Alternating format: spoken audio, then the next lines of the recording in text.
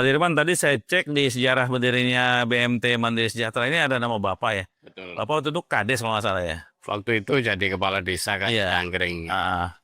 Pak, bagaimana Bapak bisa memberikan izin ke koperasi ini ketika berdiri? Ada yang bagus kah atau ada sesuatu yang menjanjikan? Ya memang karena ini pengelolaan keuangan kan. Dari simpan pinjam itu ya orang semuanya butuh uang lah.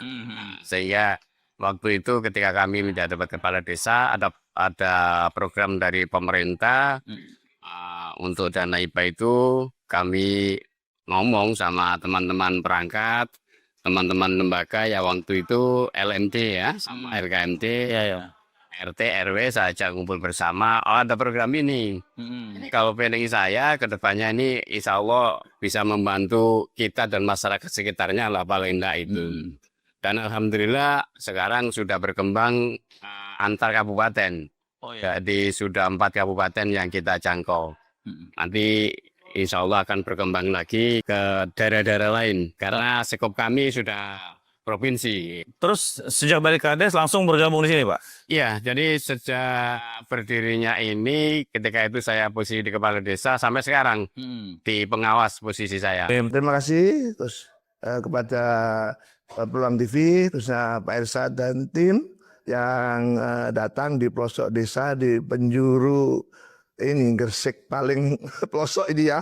Jauh, mudah-mudahan senantiasa diberikan keberkahan pertemuan ini ya dan bermanfaat bagi kami sendiri, juga teman-teman koperasi, khususnya koperasi syariah yang lainnya, juga kepada masyarakat daerah, juga mudah-mudahan juga bermanfaat bagi pemerintah. Posisi saya. BMT Mandiri Sejahtera, dan bagaimana dengan modal yang tadi tidak terlalu signifikan, sekarang sudah luar biasa, sekarang hampir 300 miliar. Sudah 320. Ya, 320 miliar. Dan teman-teman, setiap koperasi punya keunikan masing-masing. Ada yang membangun rumah gratis, ada yang suratan massal, ada yang membangun bak sampah. Dan BMT Mandiri Sejahtera bagaimana mengakumulasi jamaah-jamaah pergi haji atau pergi umroh sehingga koperasi ini dikenal sebagai BMT yang spesifik di umroh dan haji. Bahkan BMT MS Sejahtera juga menjadi reseller untuk koperasi-koperasi syariah yang lainnya ya. Gitu ya. Ya alhamdulillah sudah mulai jauh. Iya. Dan juga itu efeknya juga banyak kita untuk tadi dana-dana haji swab kami itu. Ya.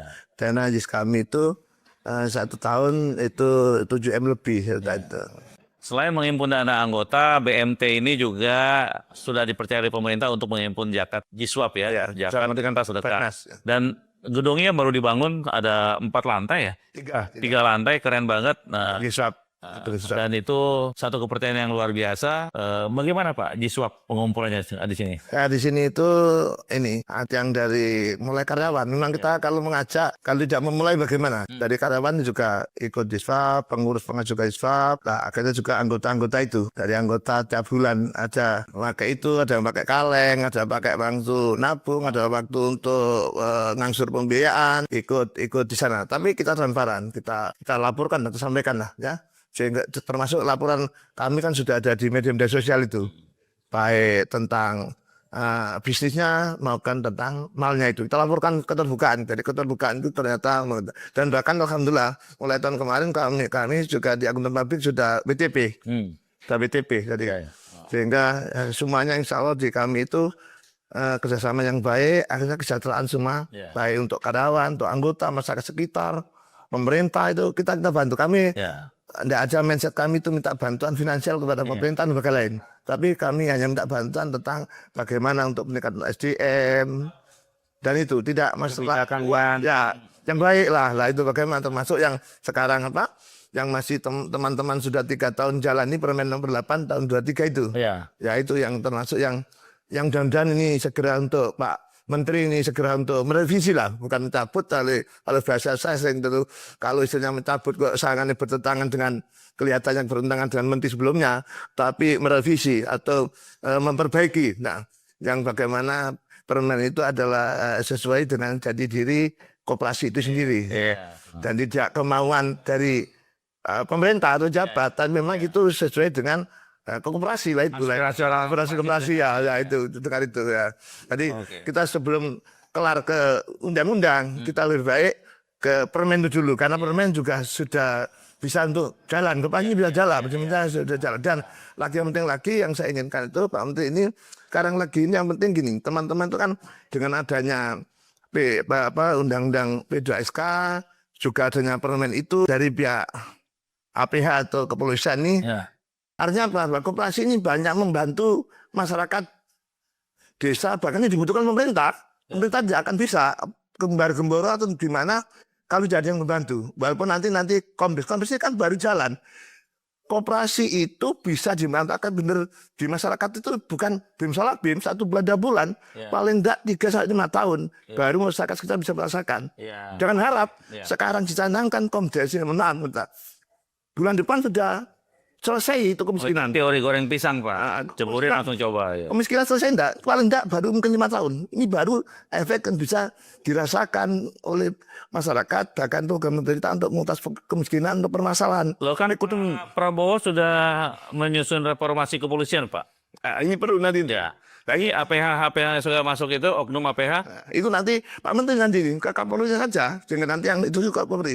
Ini tolong jangan dalam tanda petik diganggu, bahkan kalau bisa dibantu, karena ini koperasi yang membantu masyarakat, yang membantu pemerintah untuk meringankan beban baik pemerintah maupun masyarakat untuk masalah perekonomian. Nah, jadi yang real itu di koperasi semestinya. Jadi kalau koperasi itu baik, insya Allah Indonesia baik. Kalau ini membangun Indonesia, bangun koperasi. Koperasi di zaman itu benar, tapi ini kapan bisa rasakan dan berapa nanti yang bisa jalan, kan belum tahu. Karena koperasi tidak sederhana dipikirkan, khususnya SDM. Nah, SDM ini sudah siap enggak di KRD ini? Ini walaupun ada program baik pun, tapi yang jalan kan enggak bisa kan, bisa jalan. Gimana? Koperasi yang kami jalan saja dulu itu awal 44, sekarang yang bisa ada itu puluhan enggak ada. Nah, ada yang kemarin dengan Bapak datang itu yang termasuk jalan.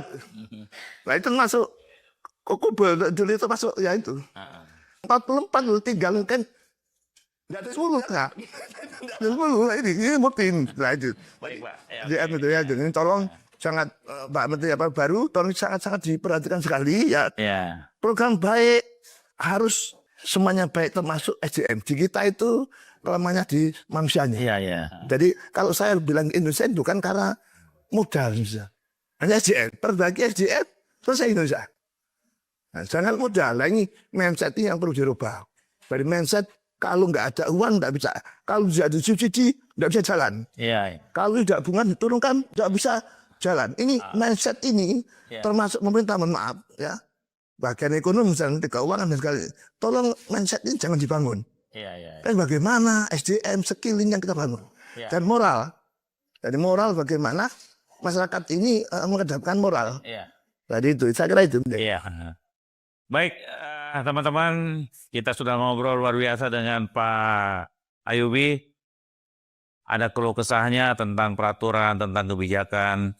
Tetapi BMT Mandiri Sejahtera memang keren dengan core bisnis simpan pinjam, tapi core sampingannya jamaah haji dan umroh itu membuat koperasi ini menjadi semakin eksis. Dipercaya. Kita jumpa lagi dengan koperasi-koperasi lain. Pak Ayubi, terima kasih. Terima kasih. Iya. Terima kasih. Assalamualaikum warahmatullahi wabarakatuh. Waalaikumsalam. Assalamualaikum warahmatullahi wabarakatuh.